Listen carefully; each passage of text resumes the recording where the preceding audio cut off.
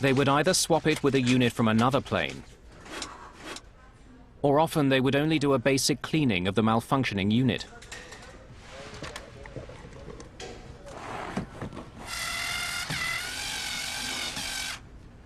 They just pull up the connectors, spray it with some lubricant cleaners, then put it back on, did some ground test, and then just put ground test OK on the maintenance log.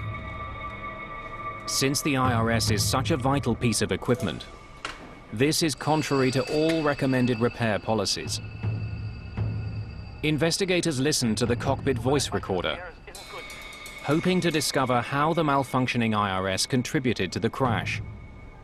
This is crazy! We're going to get lost if it stays like this. Don't turn it! This is our heading! Pull up! Pull up! But nothing they hear leads them to believe that an IRS malfunction alone could have caused the plane to crash. If you have a failure in one system of the airplane, it shouldn't cause an accident. Investigators now wonder if the severe storm Flight 574 flew into somehow played a role in this crash. This is messed up. This is really messed up. It's starting to fly like a bamboo ship. Confirm our position. Weather is a well-known cause of airline accidents. In order to determine if weather was a factor in the Adamair crash, investigators need a more complete picture of what happened on board the flight. They want to know everything the crew did and said from the time they discovered that they were off course to the time they hit the water. To do this, they combine the data from the two black boxes to create a computer simulation of the flight.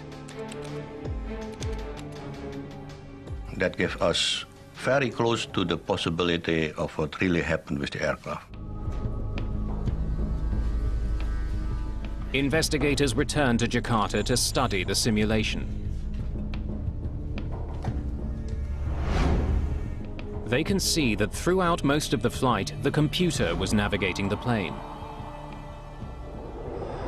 But since the flight computer was sending the plane off course, the captain decided to navigate the plane himself. Okay, put the IRS in attitude.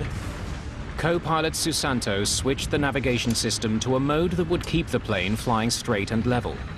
Captain Widodo could now change his course. This is where they switch from nav to attitude. Switching from one mode to the other forces some computerized gauges to temporarily go blank while they reset. One is the ADI, or Artificial Horizon, which tells the crew if the plane is flying level.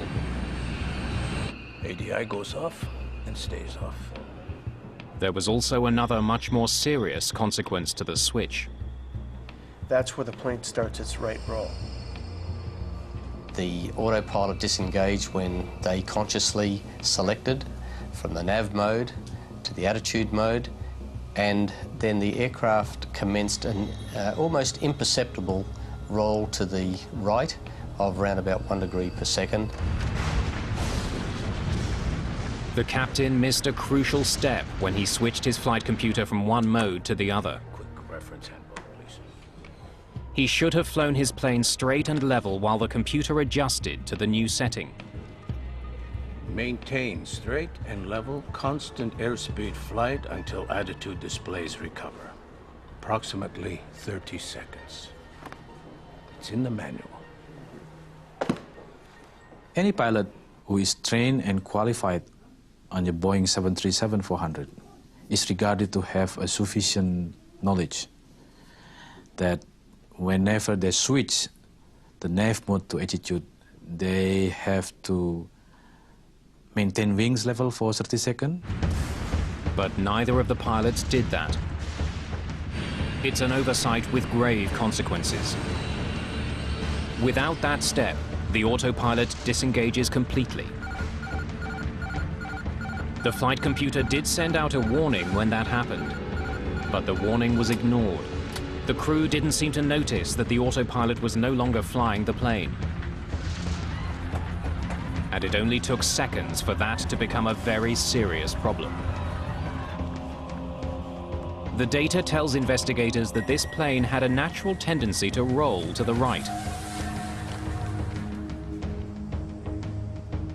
Old planes, like old cars, don't always go straight. Throughout the flight, the autopilot compensated for that by raising the aileron on the plane's left wing. An aileron is a movable flap on the wing that controls how much the plane rolls to the left and right. But once the autopilot disengaged, it stopped compensating and the ailerons went back to a neutral position. That allowed the plane to revert to its tendency to roll to the right. And they don't even notice. At this point, the plane was rolling at a rate of 1 degree per second. Focused on their faulty navigation system, and with thick clouds obscuring the horizon, the pilots had no idea that their plane was dipping. It's not uncommon for pilots to get disoriented in this way. Your body will start to fool you. Your senses will start sending you false information or false senses. You might think that you are actually going straight and level, where you're actually rolling slowly to the right or to the left. The 737 is programmed to issue a warning when it rolls past 35 degrees. Bank angle, bank angle, bank angle. The flight data recorder shows investigators that in response to that alert, Captain Widodo did attempt to level the plane. They get an oral warning from the airplane that says, hey, bank angle, bank angle. And at that point, they made some small inputs to the controls, but they didn't fly the airplane. Believing that the autopilot would keep the plane level, Widodo soon turned his attention back to the problematic IRS. When the pilot engrossed with troubleshooting of the IRS, their ability to pay attention for the other tasks is reduced. Further, these IRS anomalies has become the only priority at the moment. Usually you would say one pilot deals with the system issue, the other pilot flies the airplane. They were both dealing with this system issue and totally focused on the issue, so they never saw what was happening. This is not the first accident involving what we would call spatial disorientation. It was almost 3 years earlier to the day that another flight, Flash Airlines 604, taking off over the Red Sea, had a similar fate. See what the aircraft just did? Distracted by a malfunctioning component in the cockpit, the captain may have become disoriented. Autopilot! Autopilot!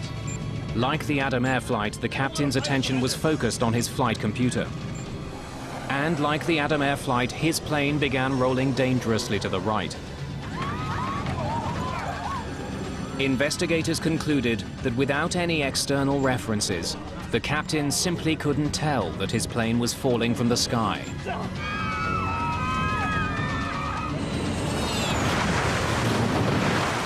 Tragically, just because there is an inertial reference system failure, or let's say in another accident there might be an engine failure, does not mean that an aircraft has to crash. It's 60 degrees now and there's no attempt at a recovery. Don't turn it! This is our heading! Pull up! Pull up!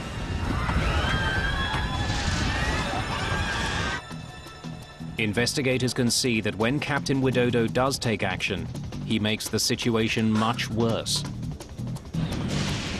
With his plane still banked drastically to the right, Captain Widodo should have leveled his wings and then pulled his nose up. He did the opposite. He began pulling back on his control column before his wings were level. That forced the plane into a tight spiral dive. Basically, it rolled and it just kept rolling until it almost went inverted and just kind of fell out of the sky once it got to a point where it wasn't flying like a normal airplane should.